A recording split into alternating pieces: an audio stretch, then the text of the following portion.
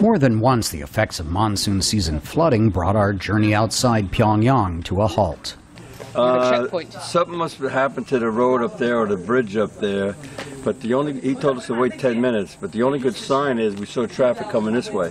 As we discovered minutes later, after our North Korean Army guides convinced police to let our caravan through, a sizable chunk of the side of the road had been washed away, and a bridge just beyond that point was in a precarious condition. Back in Pyongyang a few days later, we felt more secure on dry and stable land, even if, as Americans, that brought us in close proximity to soldiers from one of the world's largest armies that still regards the United States as its blood-sworn enemy.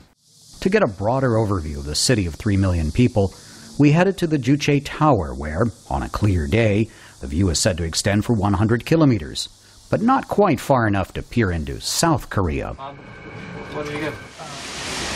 We're at a height of 150 meters. 20 meters above us is the tip of the torch at the top of the Juche Tower, overlooking the capital city, Pyongyang. Back at the tower's base, we were encouraged to record our impressions in the guest book. What did you write? Or can I? Yes. I said, we were very fortunate to visit on such a lovely day and enjoy the spectacular view of Pyongyang. It is certainly one of the highlights of our visit to the DPRK. Yes, thank you very much. The guide then translated for an official my innocuous impressions, which he recorded in his notebook. This reminded me of something that had happened earlier. I had been praised for the words I wrote in the guest book at the mausoleum, where the embalmed bodies of Kim Jong-il and Kim Il-sung are displayed in glass coffins. The strange thing is, I had not written anything in the guest books there. There were no guest books to sign after we descended 100 meters to take a ride through several stations on Pyongyang's subway system, which can serve as an expansive bomb shelter. The journey in these old German carriages cost the equivalent of just a few cents. It's fantastic. How does it compare to the New York subway system? Roomier, it seems like. It's been a long time since I rode on a subway in New York. But this is great.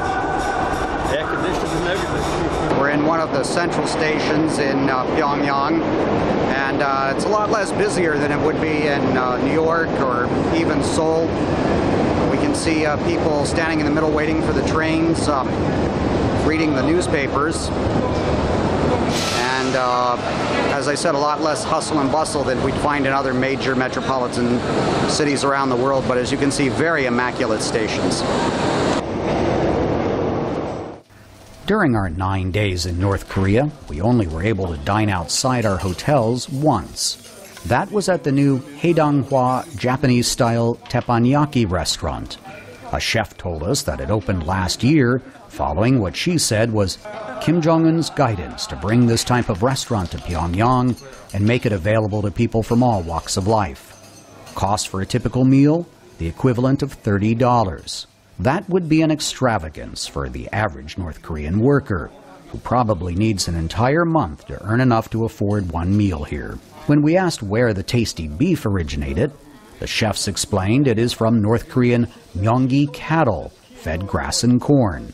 And Kim Jong-un, they are quick to emphasize, has given instructions about the proper breeding of the cows. Steve Herman, VOA News, Pyongyang. 여기 점이 일하고 있을 때